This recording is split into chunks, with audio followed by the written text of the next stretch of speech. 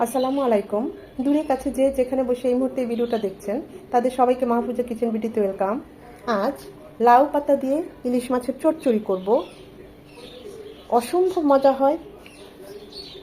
এটা একবার যারা এখনো করেন নাই একবার হলেও ট্রাই করবেন। আপনাদের কাছে আমার রিকোয়েস্ট থাকবে যারা একদম নতুন এখনো ট্রাই করেন নাই, মানে অনেক দিন পর্যন্ত মুখে লেগে থাকবে আর এভাবেই বারবার করতে ইচ্ছে করবে। ইলিশ মাছ তো আমরা অনেকভাবে খেয়ে থাকি, কিন্তু এইভাবে লাউ পাতা দিয়ে চচ্চড়ি করে খাবেন, অসম্ভব ভালো হয়। তা আমি কিভাবে লাউ পাতা দিয়ে ইলিশ মাছের চচ্চড়িটা করেছি সেটাই আজ আপনাদের সাথে শেয়ার করব।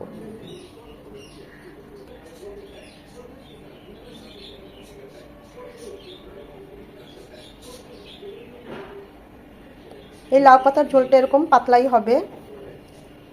দেখেন একদম হালকা মশলার, কত সুন্দর একটা কালার। এটা না খেলে বোঝা যায় না এটা এতটাই মজার।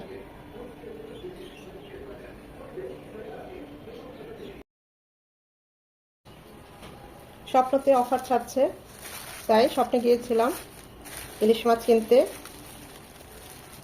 দেখি এটা পিস হিসাবে আর কি, ইলিশ মাছ পিস হিসাবে বিক্রি করে, মানে এরকম করে ওরা।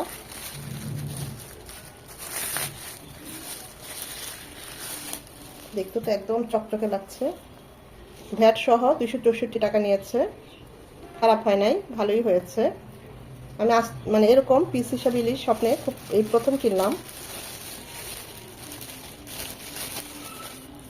আমার কাছে তো ভালোই লাগলো, আপনাদের কাছে কিরকম লেগেছে জানাবেন, কমেন্ট করে জানাবেন। এমনি 251 হয়েছে, আর ভ্যাট সহ নাকি 264। তো ভ্যাট সহই 251। হ্যাঁ, বড়বাবু কিনে নিয়ে আসছে, তার জীবনে এই প্রথম মাছ কেনা। এটা আমার কাছে বিশেষ একটা আনন্দের বিষয়, তাই ভাবলাম ক্যামেরায় বন্দি করে রাখি। এই প্রথম আমার বড় ছেলে বাজার করলো, ইলিশ মাছ দিয়ে শুরু তার জীবনের। এখন এটা রান্না করে আপনাদের সাথে শেয়ার করব। মাছটা ভাজার জন্য দিয়ে দিচ্ছি সরিষার তেল। তেলটা গরম হয়ে এসেছে, ইলিশ মাছটা দিয়ে দিচ্ছি।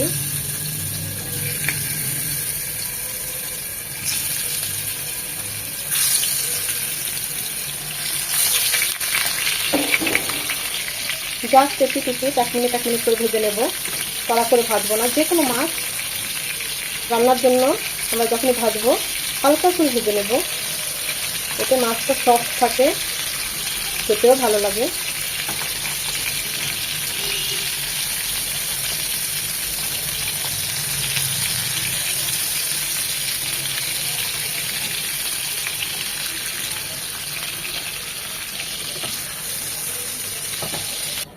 এখন মাছটা রান্নার জন্য দিয়ে দিচ্ছি আবারও সরষের তেল 2 চামচ। আপনারা চাইলে এখানে সয়াবিন তেলও দিতে পারেন। তেলটা গরম হয়ে এসেছে, দিয়ে দিচ্ছি 1 চামচ রসুন কুচি। রসুন কুচিটা 1 মিনিট হওয়ার পর দিয়ে দিব 2 চামচ পেঁয়াজ কুচি। পেঁয়াজ রসুনটা একদম নরম হবে, রসুন কুচিতে সুন্দর একটা অ্যারোমা চলে আসবে।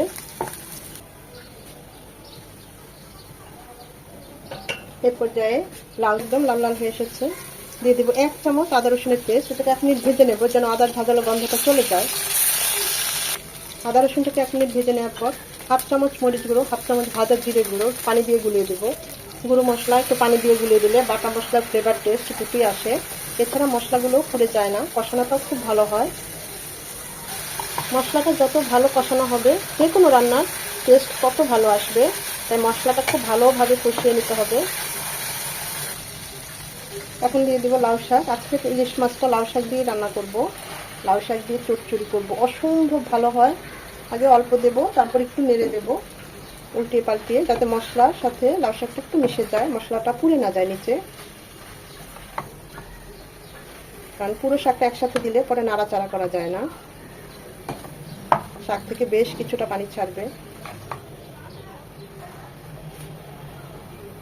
এখন বাকি শাকটাকে দিয়ে দেবো। মনে হচ্ছে অনেক, কিন্তু না, দেখবেন একদম কমে যাবে। শাকটা নরম হবে, আরও নরম হয়ে দেখবেন আরও কমে যাবে। উল্টিয়ে পাল্টিয়ে মশলার সাথে শাকটা 2 থেকে 3 মিনিট কষিয়ে নেব।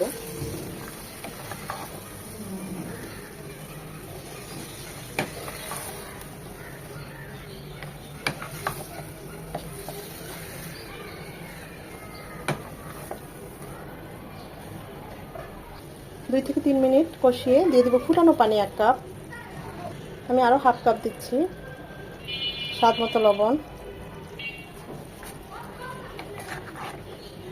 যেহেতু আমি চচ্চড়ি করব তাই আমি 1.5 কাপ পানি দিলাম। আপনারা আপনাদের কীরকম গ্রেভিটা রাখবেন, পোড়া পোড়া বা একটু মাখো মাখো, ওই অনুযায়ী পানিটা দিবেন। লবণটাও এখন দিয়ে দিবেন, যেহেতু শাক পাতা লবণটা বুঝে দিতে হবে। এই পানিতে আমাদের মাছটা শাকটা সেদ্ধ হয়ে যাবে। এখানে আমি হলুদ গুঁড়ো দিই নাই, আমি শাক পাতা হলুদ গুঁড়ো দিই না, আপনারা চাইলে হাফ চামচ দিয়ে নিতে পারেন। আমি মাছ হলুদ আর লবণ দিয়ে মাখিয়ে ভেজে নিয়েছি, কিন্তু শাক পাতায় হলুদ দেব না। এখন খুব ভালোভাবে এটা ফুটে আসা পর্যন্ত অপেক্ষা করব। 2 থেকে 3 মিনিট ভালোভাবে শাকটা যখন হয়ে আসবে, বলক চলে আসবে, ওই মুহূর্তে দিয়ে দেবো ইলিশ মাছগুলো।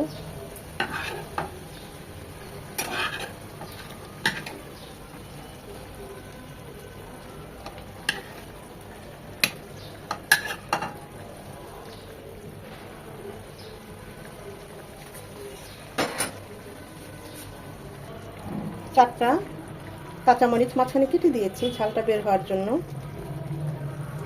শাক পাতা একটু ঝাল ঝাল হলেই ভালো লাগে। এখন এটা রান্না হবে মিনিমাম 7 থেকে 8 মিনিট।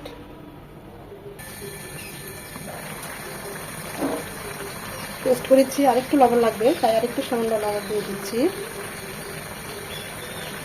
এখানে আর ভাজা জিরে গুঁড়ো দেবো না, যেহেতু ইলিশ মাছের ফ্লেভার, লাউ পাতার ফ্লেভার, ভাজা জিরে গুঁড়োটা দিলে ফ্লেভারটা নষ্ট হয়ে যাবে। এত সুন্দর একটা ঘ্রাণ বের হয়েছে না। ছেলে বাজার করে এনেছে পদ্মার ইলিশ, আবার লাল শাকের একটা সুন্দর একটা ফ্লেভার আছেই, অসম্ভব সুন্দর একটা ফ্লেভার পাচ্ছি আমি। যেহেতু ঝোলের মধ্যে ডুবে আছে তাই আর মাছগুলো উল্টে দিলাম না। টেস্ট করেছি, সব ঠিক আছে। এটা আরও হবে 3 থেকে 4 মিনিট।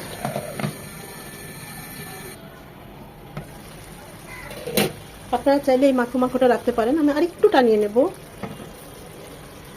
এখন আর ঢাকবো না, 2-3 মিনিট এভাবে রেখেই বাকি ঝোলটুকু টানিয়ে নেব।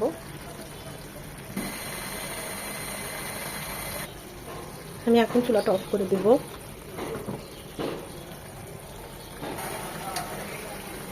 এটা শুকনো শুকনো এক ধরনের টেস্ট, একদম পোড়া পোড়া আরেক ধরনের টেস্ট, আবার একটু মাখো মাখো রাখলে আরেক ধরনের টেস্ট আসে।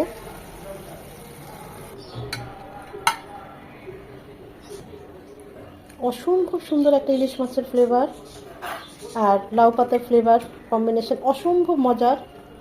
এটা একবার খেলে অনেক দিন মনে থাকবে, এইটুকু অন্তত বলতে পারি। আমি তো এই মাখো মাখোটাই রাখলাম, আপনারা চাইলে আরেকটু টানিয়ে নিতে পারেন।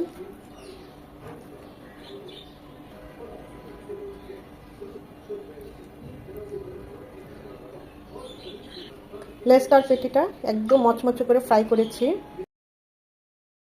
আজকের এই রেসিপিটা ভালো লেগেছে, যদি ভালো লেগে থাকে অবশ্যই লাইক কমেন্ট শেয়ার করে দিবেন। খুবই সিম্পল, একদম অল্প মশলা অল্প তেলে, কিন্তু অনেক ভালো হয় এভাবে ইলিশ মাছ দিয়ে লাউ পাতার যদি এরকম চচ্চড়ি করেন। অসম্ভব মজা হয়েছে, নিজে করেছি সেজন্য বলছি না, খুবই ভালো হয়েছে। যদি ভালো লেগে থাকে ট্রাই করে দেখতে পারেন, আর বাসায় যদি ট্রাই করেন অবশ্যই আমাকে লিখে জানাবেন।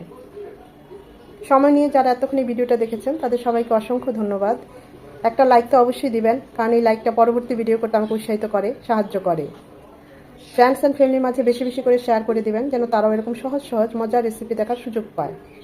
যারা চ্যানেলটা সাবস্ক্রাইব করে রেখেছেন অথচ কখনো অনই করেন না, ভিডিওগুলো দেখেন না, লাইক দেন না, তাদের কাছে আমার রিকোয়েস্ট থাকবে অবশ্যই চ্যানেলটা অন করবেন, ভিডিওগুলো দেখবেন, লাইক কমেন্ট শেয়ার করে দিবেন। আপনাদের একটা লাইক আমাকে পরবর্তী পথে চলতে অনেক দূর এগিয়ে নিয়ে যায়।